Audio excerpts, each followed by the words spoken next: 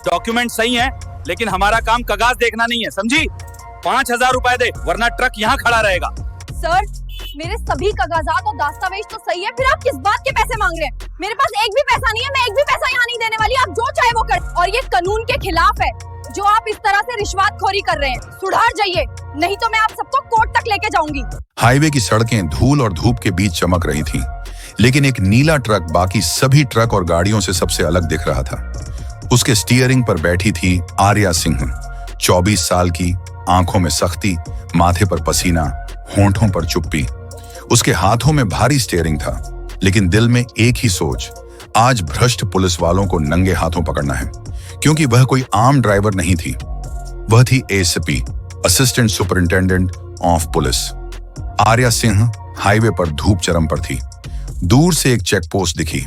4-5 police वाले खड़े थे, चेहरों पर वर्दी की धूल और भ्रष्टाचार की चमक। वे ट्रकों को रोक रोक कर लूट रहे थे।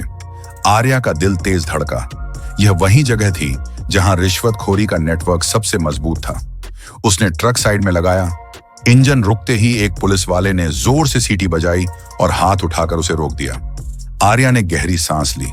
गुस्सा उबल रहा था, लेकिन वह चुप रही। पुलिस वाला पास आया, चेहरा कठोर, आंखों में लालच। वह झुककर बोला, ओए लड़की, ट्रक तू चला रही है? चल नीचे उतर। आर्या नीचे उतरी। साहब, सब डॉक्यूमेंट सही हैं, चेक कर लीजिए। उसने कागज आगे बढ़ाए, आवाज में हल्का कंपन, आंखें सीधी। पुलिस वाले ने कागज लिए, आंखें सिकोड़ कर देखा। चेक पोस्ट पर कुछ गांव वाले और छोटे ड्राइवर खड़े थे, डर के मारे चुप। एक बूढ़ा ड्राइवर ने सिर हिलाया, जैसे कह रहा हो भाग जा, लेकिन आर्या नहीं भागी। वह जानती थी यही जंग है। पुलिस वाले ने कागज लौटाए, मुस्कुराकर बोला, डॉक्यूमेंट सही है, लेकिन हमारा काम कागज देखना नहीं है, समझी? 5,000 रुपए दे, वरना ट्रक यहाँ खड़ा रहेगा। उसकी मुस्कान में जहर था। बाकी पुलिस वाले हंसने लगे। आर्या ने लाचारी से कहा, सर, मेरे सभी कागजात और दस्तावेज तो सही है, फिर आप किस बात के पैसे मांग रहे हैं? मेरे पास एक भी पैसा नहीं है, मैं एक भी पैसा यहाँ नहीं देने वाली। आप जो चाहे वो कर, और ये कानून के खिलाफ है जो आप इस तरह से रिश्वतखोरी कर रहे हैं।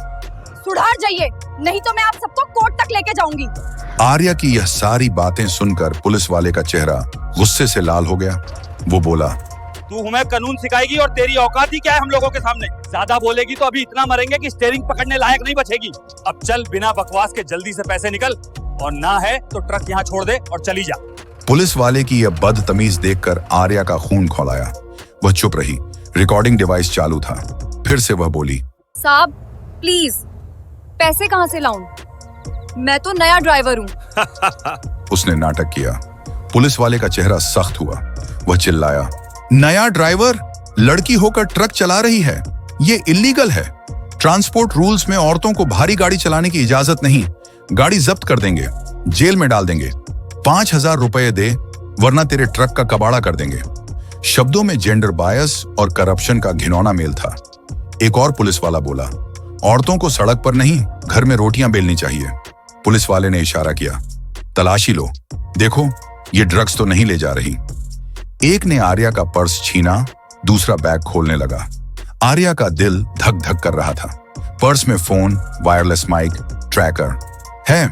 अगर इन्होंने गहराई से देखा तो सारा प्लान बर्बाद हो जाएगा। वो सोच ही रही थी कि तभी एक पुलिस वाले ने पूछा, ये क्या है? पुलिस वाले ने छोटा डिवाइस निकाला। आर्या सोचने लगी, अब फंस गई। ट्रक की तलाशी शुरू हुई। वे केबिन में चढ़े, सामान हिलाने लगे। आर्या के शरीर से पसीना बह रहा था। आर्या ने हार नहीं मानी। धीरे से जेब में हाथ डाला। वहां था उसका हथियार, एसपी आईडी कार्ड। पुलिस वाले ट्रक से उतरे। एक बोला, कुछ नहीं मिला, लेकिन पैसे दो वरना। आर्या ने कार्ड निकाला, जोर से मेज पर फेंका। ध्यान से देखिए, मैं एसपी आर्या सिंह हूँ। आज से तुम्हारा खेल खत्म। क्या? आर्या की आंखों में चमक। तुम सोच भी नहीं सकते आज तुम्हारा कबाड़ा कौन करेगा। उसने मोबाइल पर सिग्नल दिया। सायरन की आवाज। सीबीआई और एंटी करप्शन टीम पहुंची। चेकपोस्ट के पास छिपी थी। अधिकारी उतरे, हथकड़ियां लहराईं। आर्या सिर्फ अंडरकवर नहीं, पूरे ऑपरेशन की हेड थी। उसके इशारे पर सब हुआ। पुलिस वालों को घेर लिया गया। निकल, हाथ ऊपर। सीबीआई ऑफिसर चिल्लाया। मीडिया की वैन पहुंची। लोकल चैनल्स को टिप दी गई थी। कैमरे चमके, एक पुलिस वाला घुटनों पर गिरा। मैडम गलती हो गई, लेकिन आर्या बोली, तुम वर्दी पहनकर जनता को लूटते हो, अब ये वर्दी तुम्हें बचा नहीं पाएगी। चेकपोस्ट पर सन्नाटा टूट चुका था। सायरनों की आवाज हाईवे की धूल भरी हवा में गूंज रही थी। सीबीआई और एंटी करप्शन ब्यूरो की गाड़ियों ने चेकपोस्ट को घेर लिया था। पुलिस वालों के चेहरों पर अब वह घमंड नहीं था जो कुछ देर पहले आर्या को धमकाते वक्त चमक रहा था। उनकी आंखों में डर था और हाथ कांप रहे थे। हथकड़ियों की खनक ने हाईवे की खामोशी को चीर दिया। मीडिया की वैन इन कैमरे लिए तैयार थी और ब्रेकिंग न्यूज का टिकर स्क्रीन पर चमकने लगा। आर्या खड़ी थी, सीधी। उसकी आंखों में गुस्सा अब संतुष्टि में बदल चुका था। उसने एक बार फिर पुलिस वालों की ओर देखा और कहा, तुमने वर्दी को दागदार किया, लेकिन आज से इस हाईवे पे लूट का खेल खत्म। उसकी आवाज में ठंडक थी, लेकिन शब्द तलवार की तरह धारदार। सीबीआई ऑफिसर रमेश शर्मा तेजी से आगे आए। उनके साथ 4 और अधिकारी थे जिनके हाथों में रिकॉर्डिंग डिवाइस और सबूतों की फाइलें थीं। इन सबूतों में तुम्हारी हर करतूत दर्ज है। रिश्वत लेने से लेकर ड्राइवरों को धमकाने तक तुम्हारा हर कदम रिकॉर्ड हुआ है। उन्होंने आर्या की ओर देखा और हल्का सा सिर झुकाया, जैसे कह रहे हों, मिशन सफल। 2 हफ्ते बाद जिला कोर्ट में सुनवाई का दिन था। कोर्ट रूम में हलचल थी। जज की कुर्सी के सामने वकील, पत्रकार और कुछ स्थानीय लोग जमा थे।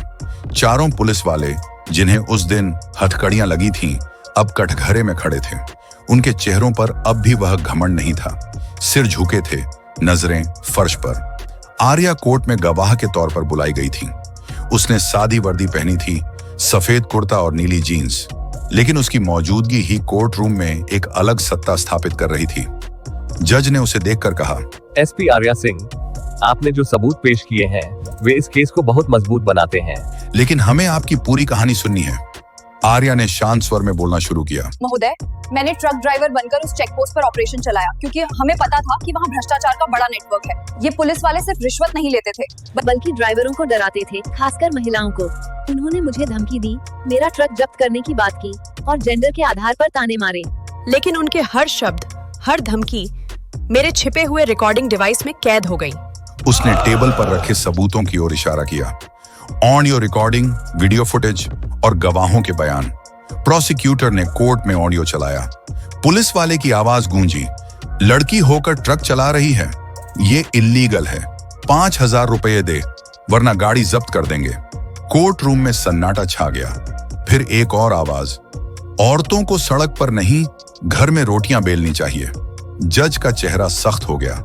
उन्होंने पुलिस वालों की ओर देखा, जिनके सिर और झुक गए।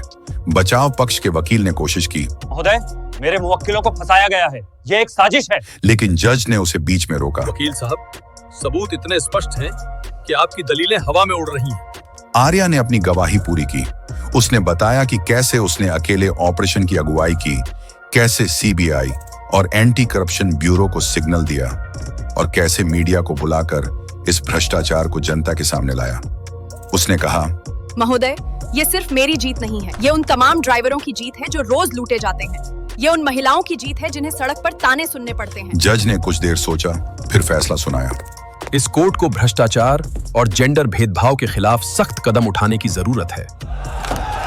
चारों पुलिस कर्मियों को 7 साल की सजा और 5 लाख रुपए का जुर्माना। साथ ही इस नेटवर्क की गहरी जांच के लिए सीबीआई को आदेश दिया जाता है।